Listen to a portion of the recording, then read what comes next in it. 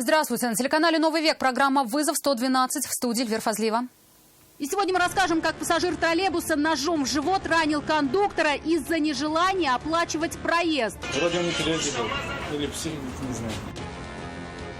И насилие в отношении несовершеннолетней девушки в одном из дворов на улице Восстания. И он говорит, мне нравится, говорит, насиловать детей. Мне, говорит, нравится. Я, говорит, кайфую от этого. Подозреваемый держит в страхе весь дом.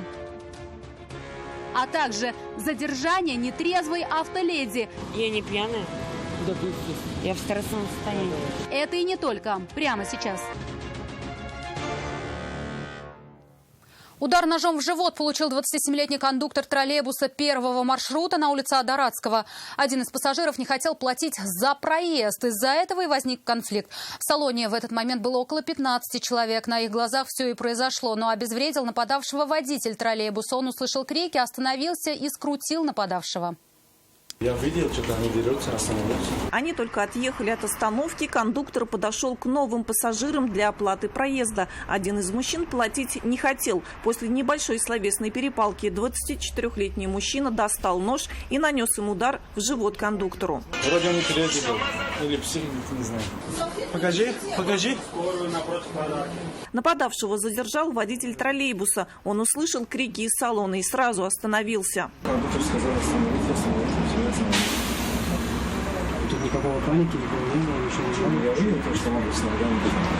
Я это вот так, с ножом. С ножом? Нельзя ли с ножом нельзя?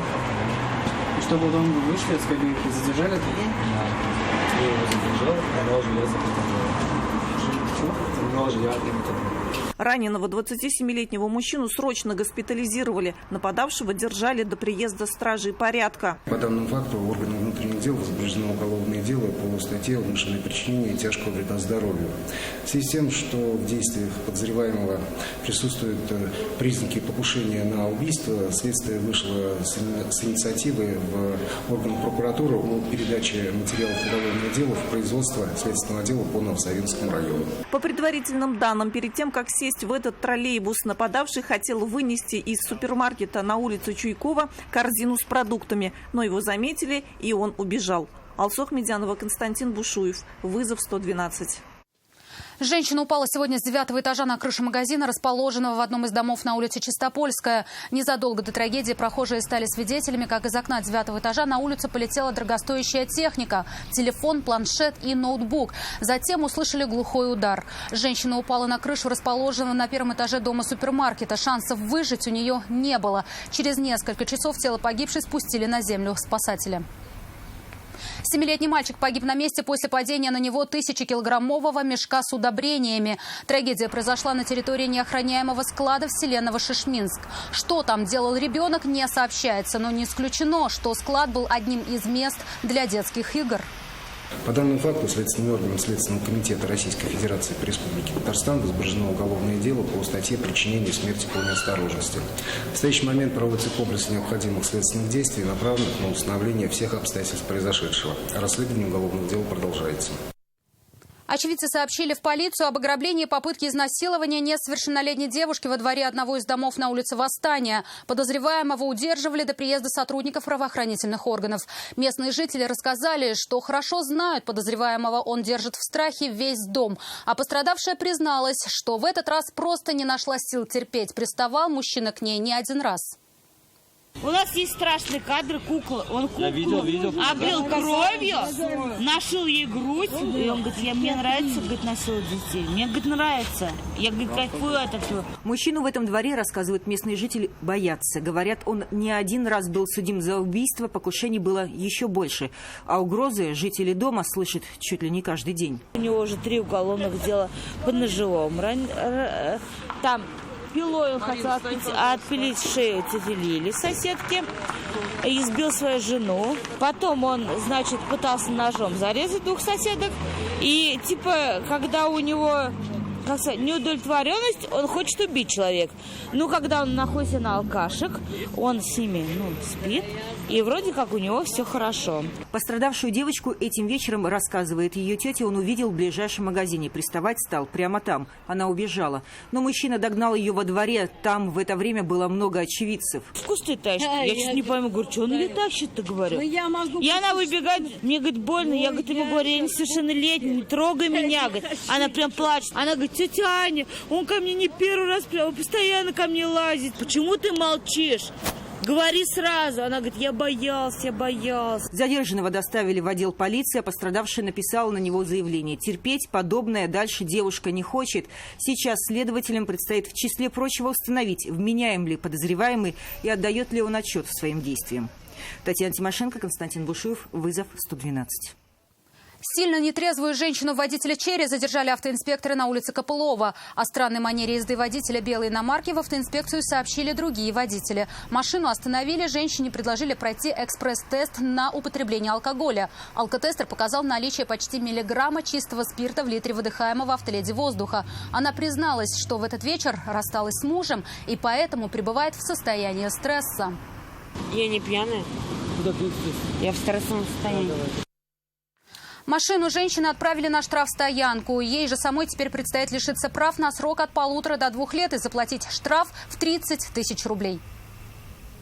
И пока автоинспекторы оформляли все документы и составляли на нетрезвую автоледи протоколы, к патрульному автомобилю подбежали 2 молодых человека и сообщили о нападении на них незнакомого им мужчины. В полицию позвонить они не могли. Села батарейка в телефоне и, увидев машину автоинспекции, попросили о помощи. Простите, пожалуйста. Хорошо, можно вызвать полицию, потому что на нас произошло избиение, да, на нас напали. На меня там молодой человек напал, обматерил. Вот, да, вот там. здесь вот в пиццерии мы вот только что сошли сделать заказ. Да, там свидетели тоже есть. Мы зашли купить шаурму. Вот, там и продавец свидетель. Вот у человека, да. Он начал нас оскорблять. Мы проигнорировали его первый раз, второй раз, третий раз. Потом он человека начал сбивать. Я пытался выйти, он меня притормозил. Я вышел дальше. Этот неадекватно побежал за мной, вот, другую бровь рассек и начал меня избивать. Свидетели тоже есть, я бежал, я кричал. Да. Один из пострадавших писать заявление отказался и просил автоинспекторов сопроводить его до соседнего дома. Его товарищ был настроен более решительно, планировал пойти до конца и добиться наказания для нападавшего.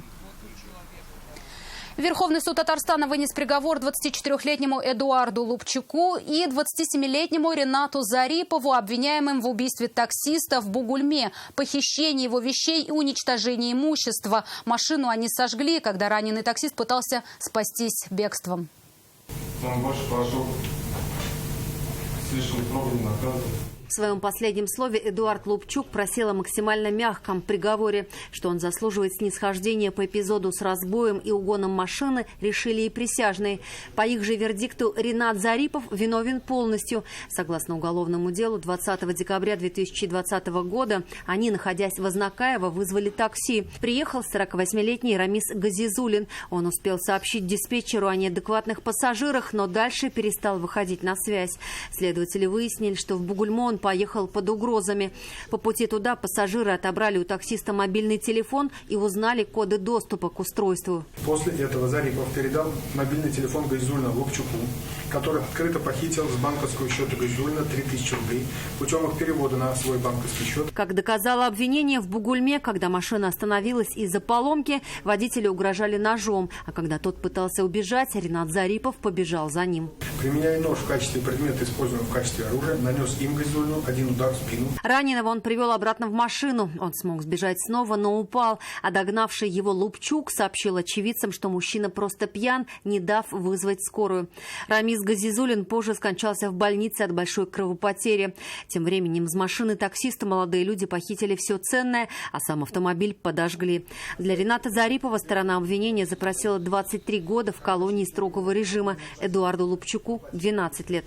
Суд с этим полностью согласился. Юлия Гоголева, Наиля Абдуллин, вызов 112. Это все, о чем успели вам рассказать. В студии была Эльвира Фазлиева. До встречи и не бросайте вызов судьбе. Вдруг она его примет.